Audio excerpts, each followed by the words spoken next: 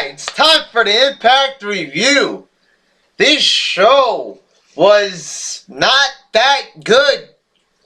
Started off good, but then went totally downhill. Sort of. Very strange. Let's investigate. We start off with Hardy and Ace and Eights. Pretty boring exchange, really, between Bully Ray. There's a little bit of a brawl with the locker room. You know, Eric Young is suddenly there again. I don't know, I don't know why he wasn't in the main event last week. Why the fuck is Magnus there? Why is he considered like one of the big guys in TNA? No one gives a fuck about him. Anyway, I wasn't too impressed by this opening segment. Nothing good. No good promos. Nothing good was said. Nothing at all. Then we got Hernandez and Chavo defeating Daniels and Kaz. This was actually a very good match. I really enjoyed it. A lot of shit going on. Sad to say, but Hernandez really impressed me in this match. He did a pretty fucking good job, whatever, it was in there, but I was really feeling it in there. I wasn't feeling him. No homo, you know what I mean? But I was feeling what he was doing in the ring. It looked pretty good. Has two guys up on his shoulders, drops him down. Pretty fucking good, I have to say. No real complaints here, other than the fact that is how many fucking times are we going to see the interactions between the same three teams? If it's not these guys, it's Aries and Rude. How many times can these guys interact with one another? They need new teams. How many fucking times are they going to do Chavo and Hernandez versus Daniels and Kaz?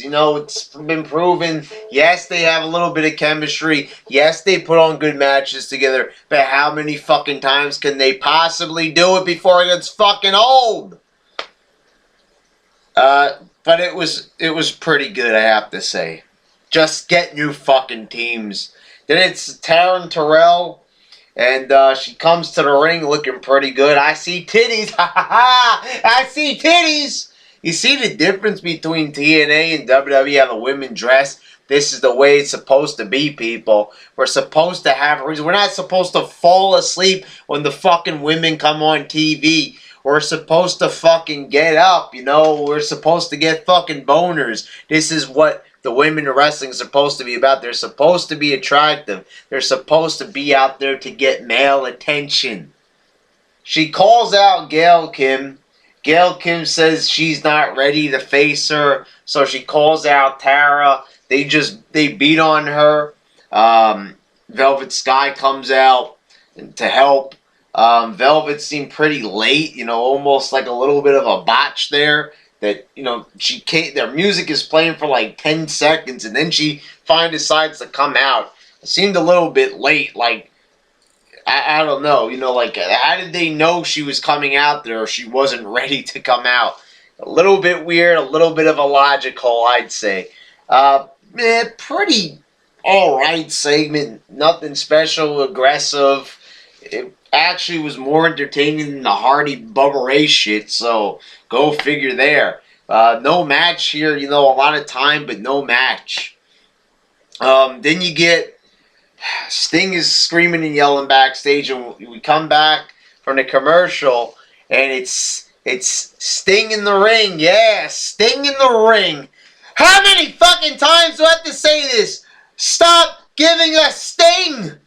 Stop with these promos. He calls out Hogan, and before you know it, I'm pretty much watching the main event of Starrcade 1997. This is just unbelievable.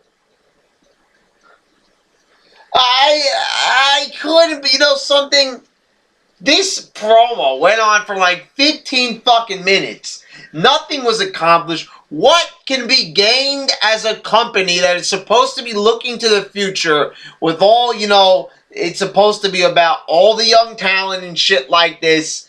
And what are we getting here? We're getting nothing but old fucking fogies, old fucking farts. These fucking prehistoric beasts in the ring. It's enough already with these two motherfuckers. Yes, Hogan is a legend. Yes, he is one of my favorites of all time. But God fucking damn it, I am sick to fuck of him. You know, it's like if you like something, you're not going to keep, it's going to get old after a while. Like if you watch your favorite movie over and over, day after fucking day after day after fucking day, you're going to get fucking sick of that goddamn fucking movie. And Hulk Hogan is that fucking movie. He's fucking old. He's fucking crusty. He's like a film reel that's been sitting in a fucking closet for years and years. Except, it's like he's not in the closet because he's out there. But he's still old and dusty and shit.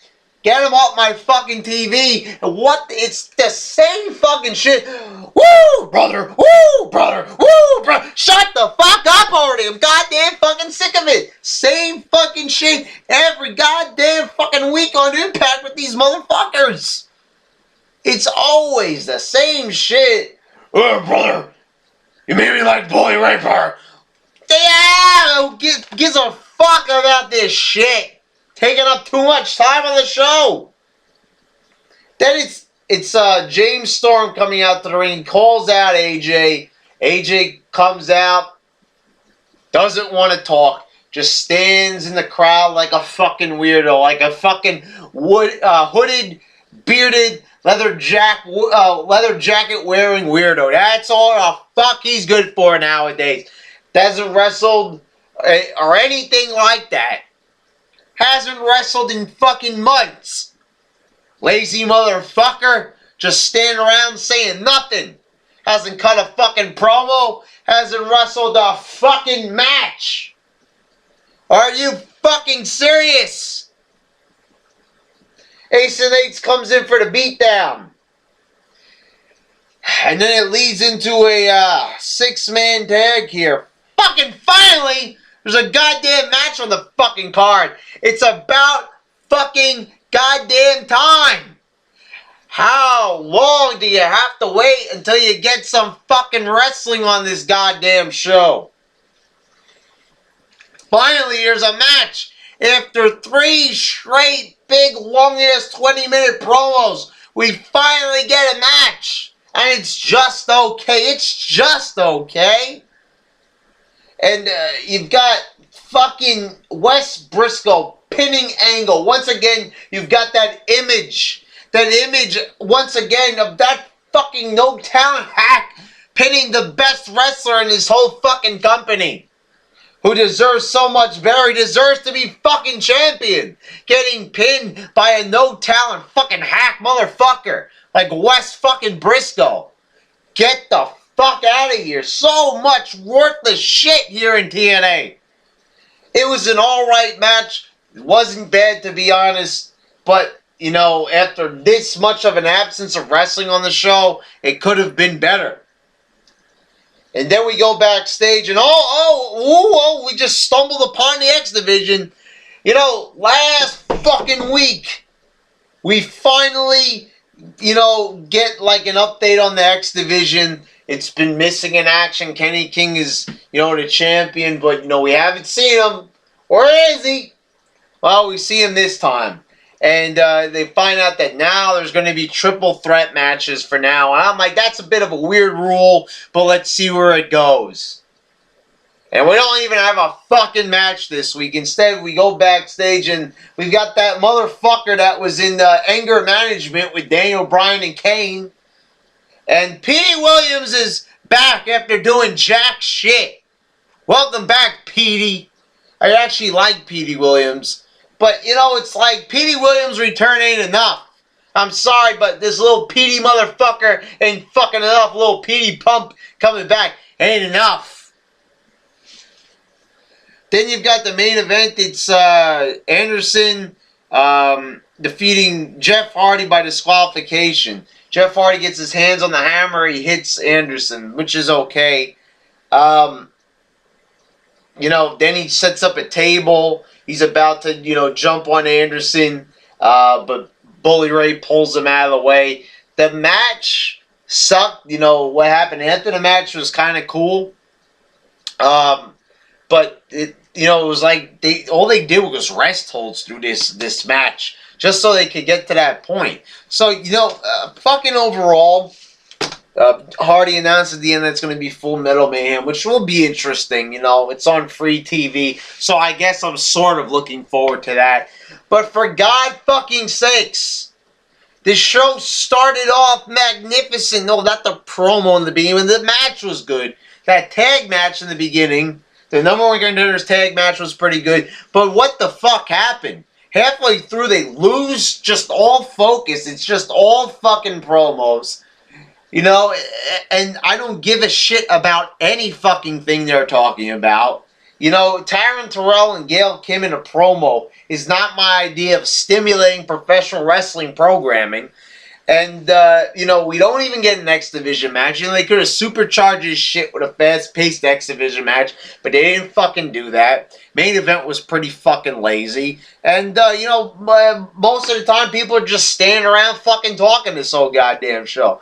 This reminds me of exactly why, TNA was pretty fucking bad in, like, 2010, 2011, because all it was fucking talking and no fucking matches.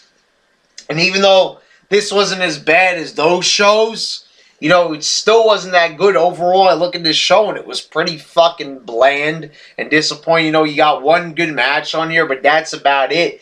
Everything else just dragged it fucking down. There was like no matches. Just 3 matches. That's it. And the main event wasn't even that long. It was just full of rest holds. So this is what I'm talking about. This inconsistency with TNA. They had a show that was, pretty fucking goofy 2 weeks ago or some shit. Then, last week was okay. They had a pretty good X Division match. But, this week, they had a good match, and I don't know. The whole other shit was horrible. But the thing is, I take a fucking look. I want to just talk about this for me before I end the video. Sting, Hogan, this shit goes on for 20 fucking minutes or some shit like that, and they could have had an X Division match. They could have shown Aries and Rude. I'd rather seen another promo with Aries and Rude instead of you're gonna make a show full of promos. At least have some guy that can fucking wrestle. For God fucking sakes, Hogan and Sting, get the fuck out. Can Dixie Carter just force these 2 old fucking motherfuckers out of the company already? They are fucking killing it. They seriously affect the quality of this show tenfold. Tenfold. Alright. That's it.